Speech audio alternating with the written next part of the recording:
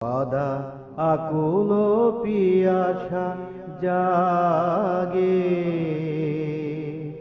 শতমুখ হয়ে কদম রাসূল চুম্বিব অনুরাগে।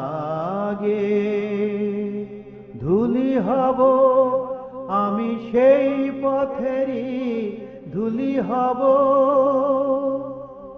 নবী যে পথ দিয়ে চলেছিলেন, সেই পথেরই ধুলি হব। শুধু পায়ের চিহ্ন পরশ পাব, সেই পথেরই ধুলি হব।